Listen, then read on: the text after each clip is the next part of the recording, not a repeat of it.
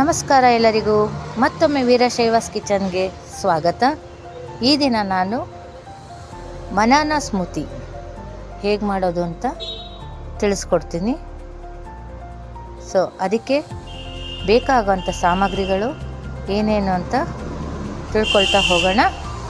ಮೊದಲಿಗೆ ಹನಿ, ಹಾಲು, ಬಾಳೆಹಣ್ಣು, ಖರ್ಜೂರ, ಬ್ಲ್ಯಾಕ್ಬೆರಿ ಅಥವಾ ಕರಿ ದ್ರಾಕ್ಷಿ, ಅಂಜೂರ, ದ್ರಾಕ್ಷಿ, ಗೋಡಂಬಿ, ವಾಲ್ನಟ್, ಬೆಲ್ಲ ಹಾಗೂ ಡ್ರೈ ಫ್ರೂಟ್ಸ್ ವಾಟರ್. ಈಗ ಮೊದಲಿಗೆ ಮಿಕ್ಸಿ ಜಾರ್ ತಗೊಳ್ಳೋಣ. ಜಾರ್ಗೆ ಮೊದಲು ಬಾಳೆಹಣ್ಣನ್ನು ಹಾಕ್ಕೊಳ್ಳೋಣ. ನಿಮಗೆ ಎಷ್ಟು ಮೆಂಬರ್ಸ್ ಇದ್ದಾರೆ ಅದ್ರ ಮೇಲೆ ಹಾಕ್ಕೊಳ್ಳಿ. ನಾನು 2 ಬಾಳೆಹಣ್ಣನ್ನು ಹಾಕ್ಕೊಂಡಿದ್ದೀನಿ. ನಂತರ ಹಾಲನ್ನು ಹಾಕ್ಕೊಳ್ಳೋಣ. ನಂತರ ಒಂದೊಂದಾಗಿ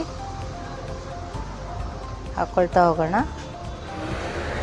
ದ್ರಾಕ್ಷಿ, ಎಲ್ಲ ರೀತಿಯ ಡ್ರೈ ಫ್ರೂಟ್ಸ್ಗಳನ್ನು ಮಿಕ್ಸಿ ಜಾರ್ಗೆ ಹಾಕ್ಕೊಳ್ಳೋಣ.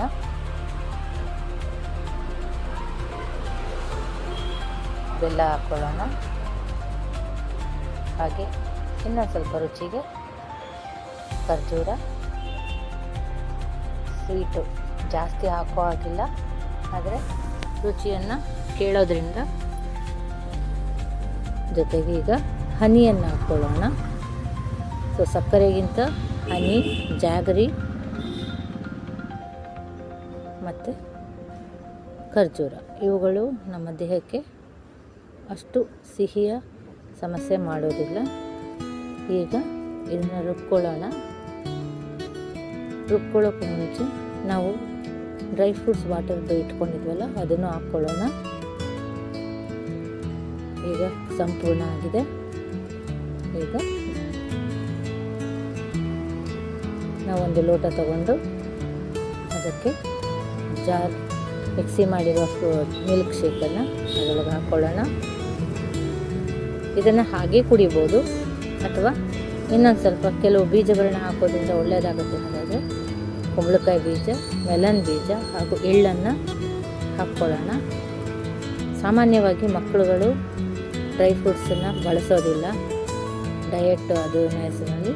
ಆದರೆ ಈ ಬನಾನಾವನ್ನು ಹಾಕಿ ಅವರಿಗೆ ಇದನ್ನು ಮಾಡಿಕೊಡೋದ್ರಿಂದ ತುಂಬ ಇಷ್ಟಪಟ್ಟು ಕುಡಿತಾರೆ. ಹಾಗೆ ಇದನ್ನು ಮಕ್ಕಳು ಮಾತ್ರ ಅಲ್ಲ, ಎಲ್ಲರೂ ಕೂಡ ಕುಡಿಯಬಹುದು. ಇದಕ್ಕೆ ಐಸ್ ಕ್ಯೂಬ್ ಕೂಡ ಹಾಕ್ಕೋಬೋದು, ಬೇಡ ಅಂದರೆ ಸಂಪೂರ್ಣ ಆಗಿದೆ. ಈ ರೆಸಿಪಿ ನಿಮ್ಗೆ ಇಷ್ಟವಾದಲ್ಲಿ ಮನೆಯಲ್ಲಿ ಟ್ರೈ ಮಾಡಿ.